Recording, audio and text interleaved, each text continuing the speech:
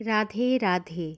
दोस्तों, ये जो सब राधे राधे बोलते हैं ना, आप वृंदावन जाओगे तो भी राधे राधे सुनोगे, बरसाना जाओगे तो भी राधे राधे सुनोगे, नंदगांव में जाओ तो भी राधे राधे, गोकुल में जाओ तो भी राधे राधे।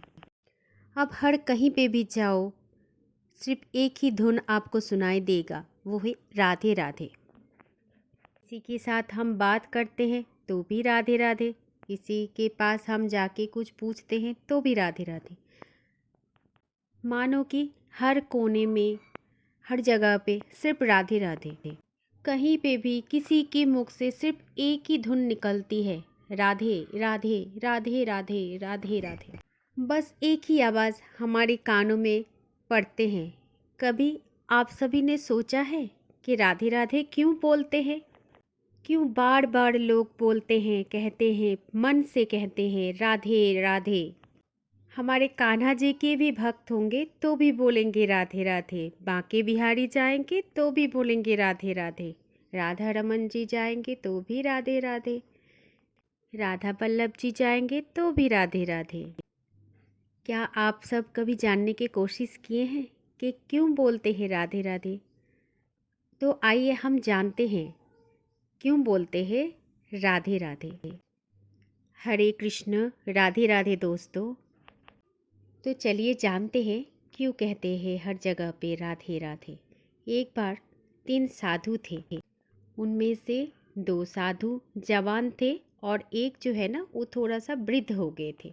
ये 3 साधु थे जो हमारे ठाकुर जी के अनन्य भक्त थे और वो वृंदावन वासी थे। एक दिन ये तीनों साधु जमुना किनारे बैठे थे। इनके ज़िंदगी में सिर्फ एक ही नाम, सिर्फ कृष्ण कृष्ण कृष्ण कृष्ण कृष्ण बोलते ही जो वृद्ध साधु थे उसके जीवन निकल गए थे।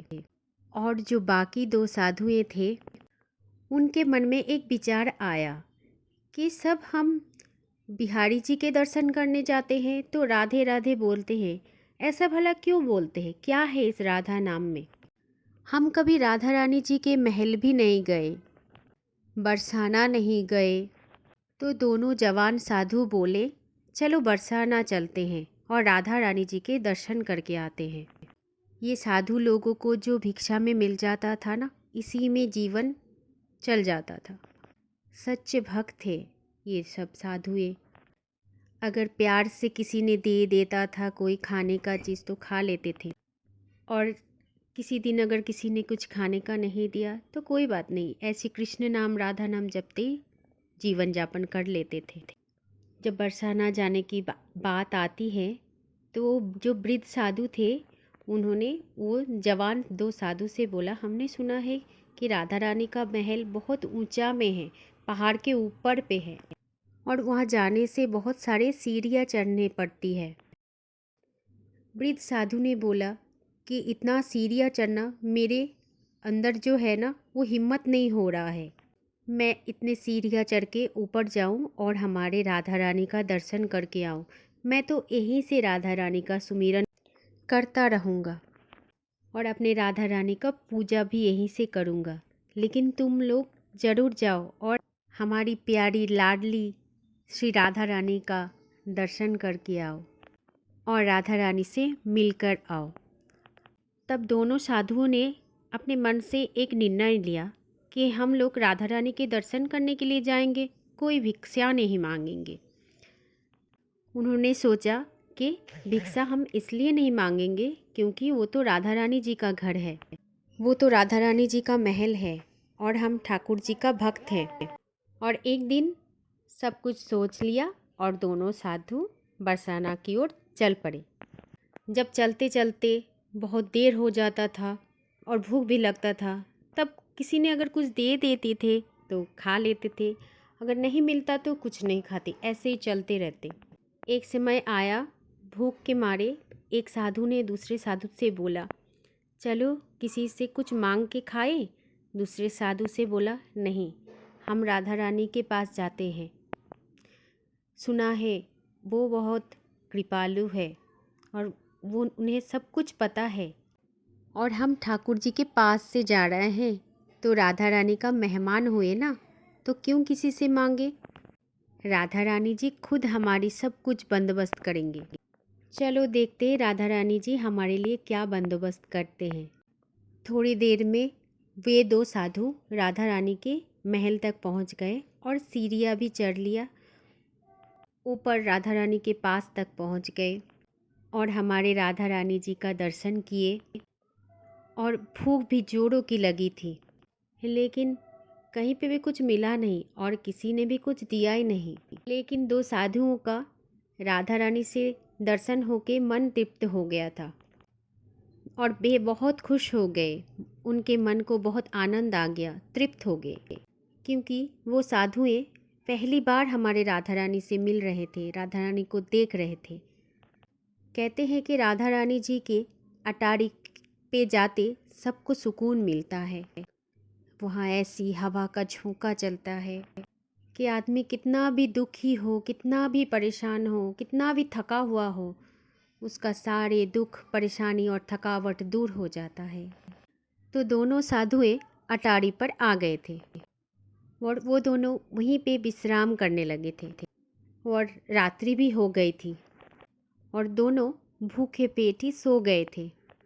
इधर जब रात को सब सो गए थे तब गोस्वामी जी को स्वप्न आता है। जिस स्वप्न में राधा रानी आते हैं और कहते हैं, गोस्वामी जी मेरे दो मेहमान आए थे वृंदावन से और वे दोनों भूखे ही सो गए। मेरी अटारी पर मेरे दो मेहमान भूखे सो गए, आपको इतना भी पता नहीं चला और आपने ये भी नहीं ध्यान दिया कि कोई यहाँ पे भूखा सो रहा है। यह सुन के गोस्वामी जी ने राधा रानी जी से क्षमा मांगी और राधा रानी जी से बोले, राधा रानी जी मुझे पता ही नहीं चला कि वे दोनों भूखे हैं और वो यहीं अटारी पे हैं। तब राधा रानी जी ने बोला कि जाओ उनको अभी भोजन करवाओ, वे दोनों मेरी अटारी पे सो रहे हैं, भूखे पेट सो रहे हैं। तभी गोस्वामी जी हड़बड़ाहट के दौड़न उठ गए और देखा, अटारी में जाके देखा कि सच में दोनों साधुएं सो रहे हैं। और गोस्वामी जी ने दोनों साधुओं को उठाया और बोला, क्षमा चाहता हूँ कि आप दोनों राधा रानी जी के मेहमान हैं। तो साधुओं ने कहा, नहीं ऐसा तो कुछ नहीं है, हम लोग तो ऐसे आए थे राधा रानी जी के दर्शन करने और थक गए थे तो यहीं पे सो गए और कल सुबह हम वापस जाएंगे। तो गोस्वामी जी ने उनसे पूछा कि आप लोगों ने कुछ खाया नहीं है, मैं कुछ बंदोबस्त करती हूँ, तब तक आप आराम से बैठिए, मैं कुछ भोजन लेके आता हूँ। और गोस्वामी जी भंडारे में गए और जो राधा रानी जी का भोग का प्रसाद थे वो लेके आए और वो प्रसाद ला कर के दोनों साधुओं को दिया और साधुओं ने फिर भोजन ग्रहण किया तो आत्मा तृप्त हो गए साधुओं की, उनके मन भी प्रसन्न हो गया था और प्रेम से बोलने लगे, राधे राधे। गोस्वामी जी को भी राधे राधे बोला और राधे राधे बोलकर गोस्वामी जी चले गए थे। इधर गोस्वामी जी बहुत डरे हुए थे और घबराए हुए थे, हड़बड़ा भी गए थे, क्योंकि ये जो शिकायत है ये स्वयं राधा रानी ने किया था। इधर दोनों साधु अच्छे से भोजन ग्रहण करके इधर अटारी पे फिर से सो गए थे। तभी राधा रानी जी सपने में आई और राधा रानी जी सपने में आके कहा, कैसा लगा भोजन। आश्चर्य की बात तो ये है, उसी टाइम राधा रानी दोनों के सपने में भी आया था। दोनों के स्वप्न में आके पूछा, कैसा लगा भोजन, और दोनों ने ही उत्तर दिया, बहुत अच्छा लगा। मन तृप्त हो गया, आनंद आ गया। तब राधा रानी जी ने बोला, मेहमान हो ना मेरे, और तुम लोग ठाकुर के यहाँ से जो आए हो, हमारे कृष्ण के यहाँ से आए हो, वृंदावन से आए हो, भोजन में आनंद आया ना, कुछ और व्यवस्था करनी है क्या। फिर दोनों साधुओं ने यही बोला कि नहीं महारानी जी, जो आपके दर्शन हो गए यही हमारे लिए सबसे अद्भुत और उत्तम। लेकिन ये सब स्वप्न में चल रहा था। तब राधा रानी जी ने ये भी बोला, गोस्वामी जी भूल गए एक बात, आप लोगों को भोजन के पश्चात पान नहीं दिया था। मेरे भोग पे जो पान चढ़ा था उस पान का पेड़ा आपको नहीं दिया था। ये लो पान ग्रहण करो, आप मेरे मेहमान हो, मेरे ठाकुर जी के यहाँ से आए हो। और वे दोनों साधु ने स्वप्न में राधा रानी से पान लिया और राधा रानी जी को प्रणाम किया और राधा रानी स्वप्न में अंतर्ध्यान हो गए। ये सब कुछ हुआ सुबह की 4 बजे में। और वे दोनों की निद्रा एक साथ खुल गई। हचकचाहट से वो दोनों उठ गए कि क्या हुआ हमारे साथ। उन्होंने एक दूसरे की तरफ देखा और दोनों ने एक साथ बोला, राधा रानी आई थी हमारे स्वप्न में, हमें पान दिया। और दोनों ने देखा कि जहाँ वे दोनों सो रहे थे वहीं पर पान रखा हुआ था, वो पान जो राधा रानी जी स्वप्न में आके दिया था। और वे दोनों साधुएं पान को ग्रहण किया और जोर से बोला, राधे राधे। और उसके बाद कभी भी लौट के वहाँ से नहीं गए थे और अपने राधा रानी का होकर वहीं पे रह गए थे। ऐसी महिमा है हमारी राधा रानी, हमारी लाडली जी का, हमारी श्री जी का। ऐसी मेहमान नवाजी की। वो 2 साधुओं ने तो मजाक में किया था कि हम राधा रानी जी का मेहमान हैं, हम कान्हा जी की ओर से उनके घर में मेहमान रूप में जाएंगे। हम तो कृष्ण के यहाँ से जा रहे हैं, राधा रानी का मेहमान हैं हम। लेकिन हमारी लाडली जो है, हमारी श्री जी जो है, वो तो राधा रानी है। वो तो सबको उतना ही प्रेम देती है, प्रेम करती है। उसे तो सब कुछ सुनाई देता है, सब कुछ दिखाई देता है, कुछ भी छिपा नहीं रहता है उसके सामने। हमारे मन में जो भी भावनाएं आता है, जो भी चिंताएं आता है, चाहे वो अच्छी चिंताएं हों, चाहे वो बुरी चिंताएं हों, इसलिए अपने मन को हमेशा साफ रखिए, सात्विक रखिए, शुद्ध रखिए, सच्चा रखिए, सहज रखिए, सरल रखिए और प्रेम से परिपूर्ण रखिए। जिनके हृदय में राधा रानी और ठाकुर जी की बात होता है ना, वो कभी गलत सोचते भी नहीं है और गलत काम करते भी नहीं है। हमेशा अच्छा बोलना चाहिए, अच्छी भावनाएं रखना चाहिए अपने साथ। यकीन मानिए, जब भी आज आप लोग सहज सरल भावनाओं से कुछ भी अपने ईश्वर से मांगेंगे और कुछ भी उनसे कहेंगे, वो अवश्य सुनते हैं, अवश्य आपको वो दे देंगे। कुछ भी आप मांगेंगे, लेकिन आपके भाव सहज और सरल और मन शुद्ध होना चाहिए।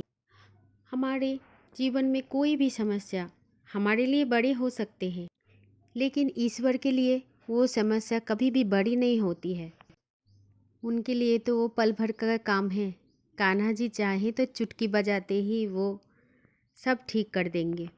लेकिन हमारा विश्वास होना चाहिए, मन में कोई शंका नहीं आना चाहिए। और एक बात यकीन मानना कि जो लोग बोलते हैं कि हमारा कुछ हो नहीं रहा है, वो ज़रूर शंका करते हैं।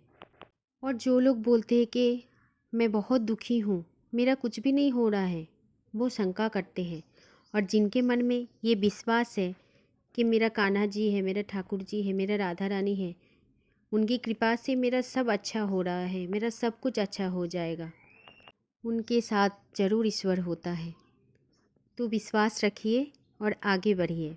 जिसके पास ये विश्वास होता है कि भगवान मेरे साथ है, मैं अकेले नहीं हूँ, उसके साथ हमेशा भगवान देता है। और इसलिए कभी भी अपने मुख से ये शब्द नहीं निकालना चाहिए कि हम दुखी हैं। हमेशा भगवान पे विश्वास रखना चाहिए, तो सब कुछ बेहतर होगा, सब कुछ आसान होगा, सब कुछ सही होगा। भगवान आपकी बात सुनते हैं और वे हमेशा आपके साथ रहते हैं। और हमेशा अपने विश्वास को मजबूत रखना है और बोलना है, राधे राधे, हरे कृष्णा।